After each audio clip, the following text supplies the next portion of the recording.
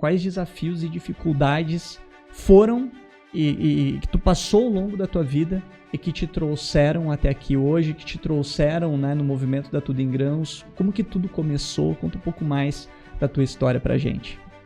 Acho que eu vou falar um pouquinho do início, porque muita gente conhece a marca Tudo em Grãos, até mesmo aqui em Caxias, mas não conhece muito da nossa história de origem, assim. Até porque o Alex, é a primeira vez que ele empreende na Tudo em Grãos. Então, quando eu comecei a aparecer, digamos assim, um pouquinho mais na sociedade, já foi na forma de empreendedor. E muitas pessoas acham que, às vezes, quando o empreendedor aparece, ele já tem uma trajetória que ele vinha fazendo dentro do mercado. E na Tudo em Grãos foi um pouquinho diferente, porque a Tudo em Grãos é formada basicamente por 2 sócios, né, fundadores, que sou eu e a Ana Carolina, que é minha sócia. Ana Carolina é nutricionista, né, tá conosco até hoje. E quando a gente teve ideia desse negócio, isso começou lá em 2013. Eu e a Ana Carolina éramos namorados na época. A Ana Carolina tem a família dela em Passo Fundo.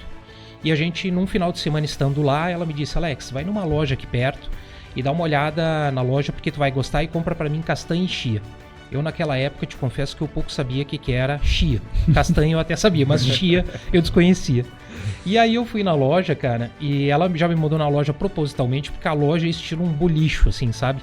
Sabe aquelas lojas cheias de elementos, assim, não muito organizadas? E eu adoro esse tipo de ambiente, assim, eu gosto de curtir, ficar olhando. E aí eu fui lá e olhei, quando eu entrei na loja, assim, já me surpreendi, porque era uma loja pequena, mas ela tinha um grande móvel no centro, assim, quadrado, naqueles formatos de tuia, mais de antigamente, bem simples, assim. E no fundo ela tinha uma parede muito grande, cheia de potinhos daquela marca conhecida, Tupperware, e todos eles cheios de chás. Ou seja, o cara tinha muito produto a granel. Isso era 2013, e eu entrei na loja, comecei a olhar a apresentação dos produtos, a variedade, e eu me dei por conta e disse assim: cara, isso aqui não existe em Caxias. Não tem. Na época, que tinha assim minimamente parecido em Caxias era o Esgorla, que é um comércio bem conhecido aqui, né? Que ele tinha alguma coisinha a granel ali dentro da loja dele, mas nada significativo. E aí eu comprei a tal da castanha, da chia. Na época era muito barato, me lembro disso até hoje, assim, que o preço era muito barato. Eu saí da loja com aquele sentimento: cara, eu posso comprar desse cara, revender em Caxias e ainda assim eu vou ter lucro. Mas voltei para casa e comentei com a Ana Carolina. Disse: Ana, que negócio fantástico, não tem em Caxias. Eu disse para ela bem que nós podíamos ter um negócio desse lá. E aí surgiu isso de brincadeira, a gente começou a falar naquele final de semana. A Ana Carolina também adorou a ideia, ela também achava que sim. E aí a gente foi amadurecendo essa ideia. Nós casamos em setembro daquele ano. E começamos, logo após o casamento, a gente começou a se organizar para montar a loja. A minha ideia...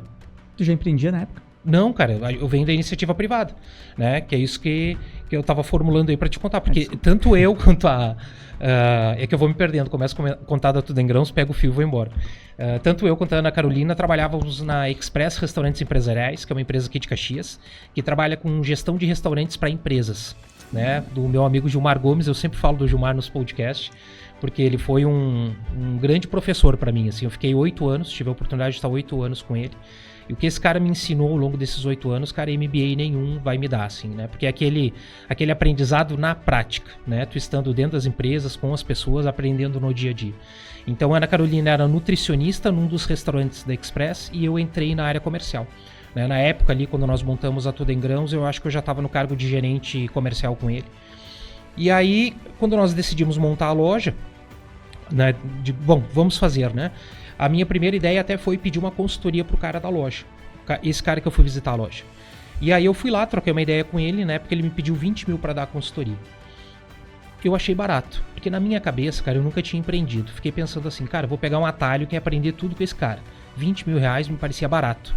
Voltei para casa, empolgado, contei pra Ana e pra família dela o valor. E eles me cortaram na hora. Disse, não. Vocês têm capacidade, vocês vão fazer. Isso 2013, né? Isso 2013. Né? Sem consultoria, vocês vão fazer, vocês têm capacidade. Eu, tá, beleza, vamos fazer. E de fato nós tínhamos capacidade. E eu acho que foi um ponto assim, muito importante na nossa história. Porque não pegar a consultoria dele significou fazer algo totalmente diferente e personalizado. Né? Talvez a minha marca não fosse Tudo em Grãos se eu tivesse pegado uma consultoria. Talvez o meu estilo de loja ia ser parecida com a dele. Claro que melhorado, porque a dele era muito simples. Mas assim, eu acho que toda a condução da história seria totalmente diferente. Então esse é um ponto bem marcante na história, assim. Não ter pego a consultoria, ter decidido fazer por nós mesmos. E aquilo ali foi bom, porque aquilo ali ativou a nossa criatividade, ativou a nossa busca por referências, e a gente fez um negócio exatamente como a gente imaginava fazer, né? Então, desde a discussão da marca, que surgiu no grupo da família, né? A gente discutindo os nomes, o pai da Ana veio com a palavra tudo em grãos, e aí naquela hora assim foi unânime, né? Pau, tem que ser, né? E aí a gente já correu para registrar, para providenciar toda a segurança que a gente precisava. A Carla, que é minha madrinha de casamento e uma irmã de coração, desenhou a marca para nós logo na sequência, né? E o conceito de loja a gente tinha na cabeça, porque a gente começou a buscar referências na internet e a gente construiu na nossa cabeça uma ideia, aí só pegamos uma arquiteta para desenhar aquilo e transformar em loja, né? Então, Tudo em Grãos começa com todo esse movimento, mas até então, né, que era onde eu queria chegar, até então eu e a Ana Carolina viemos da iniciativa privada, né? A gente não tinha experiência nenhuma empreendendo, a gente foi descobrindo fazendo. Só que uma coisa que eu falo muito, e até por isso que eu estou dedicando um tempo a criar o método repertório criativo, porque a minha vida fala sobre isso. E eu vejo como isso foi rico, como é rico para mim, ter um grande repertório de experiência de vida, que isso é claro, a minha vida proporcionou, né, o andar da minha vida proporcionou, e como isso vai trazendo soluções e criatividade para o dia a dia dos negócios e da própria vida.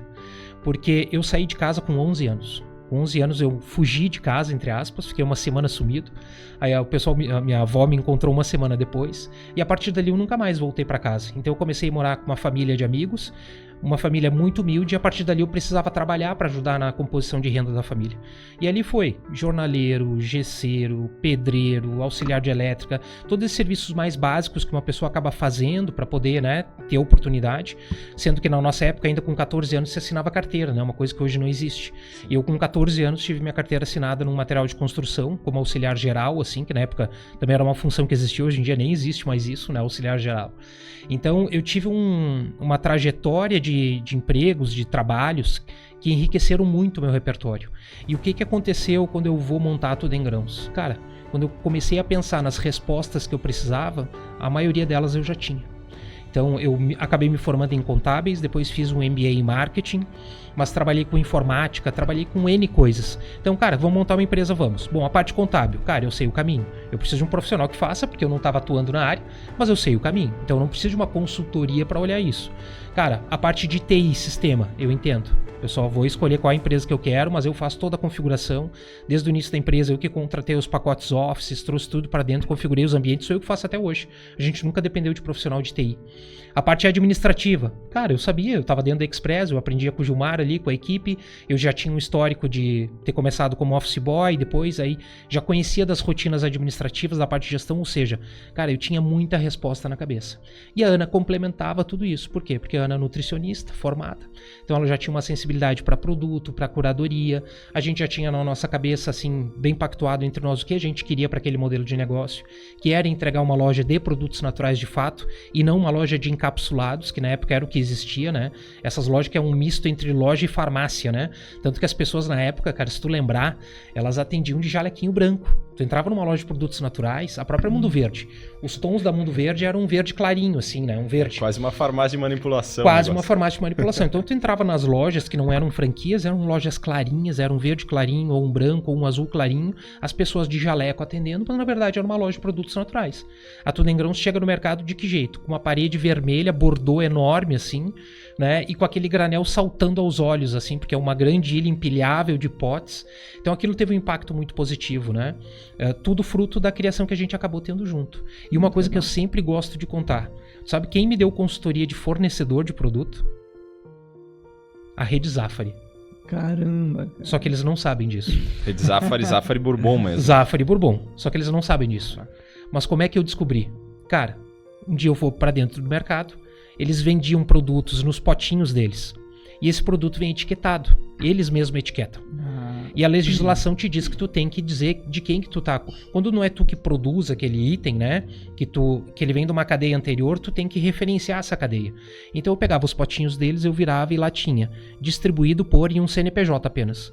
Mas com aquele CNPJ, eu ia pro Google, pesquisava a empresa e achava o fornecedor do Zafari. Então eu digo que eles me deram consultoria de graça. Esses são meus principais fornecedores até hoje. Até hoje. São os maiores, porque tu imagina, de quem que a rede Zafari estaria comprando? Dos maiores. Então eu até tive dificuldade no início, alguns deles não me atenderam, porque eles tinham um pedido mínimo muito alto, né? Tinha uma política comercial mais robusta. Mas o cara, quando não me atendia, ele me dizia, cara, procure esse cara aqui, que pra tua fase esse cara vai te atender. E aí ele me direcionava para um fornecedor parecido.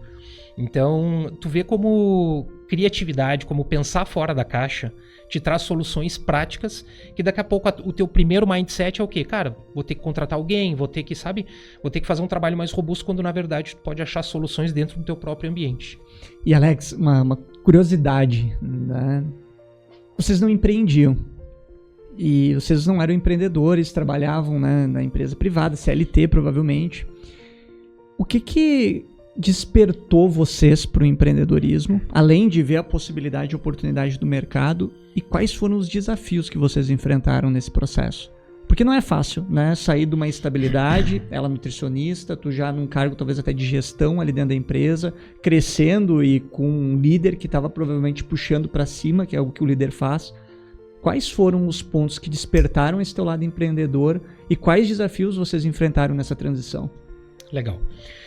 De fato, a gente nunca tinha pensado em empreender, tá? Eu e a Ana Carolina, a gente namorava 1 ano e meio, eu acho, quando a gente teve a ideia, e foi muito da oportunidade. Isso é uma outra coisa que eu falo até, eventualmente, quando eu conto o case também. A oportunidade, no tempo certo, ela vai distorcer o tempo. E naquele momento a gente identificou uma oportunidade de mar azul, totalmente mensurável, porque não era assim como tu sonhar com uma startup sem saber o comportamento no mercado. Não. A gente tinha um case real de mercado, onde na nossa região não existia o modelo. Então é uma questão foi assim, essencial aproveitar a oportunidade do momento. Porque vocês concordam comigo que se eu fosse criar Tudo em Grãos hoje, ela seria mais uma no mercado? Se eu fosse começar com esse negócio hoje, é mais uma marca no mercado. O mercado hoje já está muito pulverizado do nosso segmento. Então, o primeiro ponto foi aproveitar a oportunidade. Ver a oportunidade e dizer assim, vamos fazer? Vamos fazer. A tomada de decisão. Vamos lá, né? Tu falou, mas se eu abrisse hoje a Tudo em Grãos, né? O quanto que isso, será que hoje representaria no mercado? Mas será que a Tudo em Grãos não foi uma das pessoas que puxaram o mercado? Foi. Mas eu acho que alguém faria. Esse mercado não estaria assim até hoje, tu entende? A Tudo em Grãos foi a primeira, a pioneira. Mas se nós não tivéssemos feito, alguém tinha feito. Porque, é claro, quando a gente olha para nossa região, tu vê um movimento gerado por nós aqui.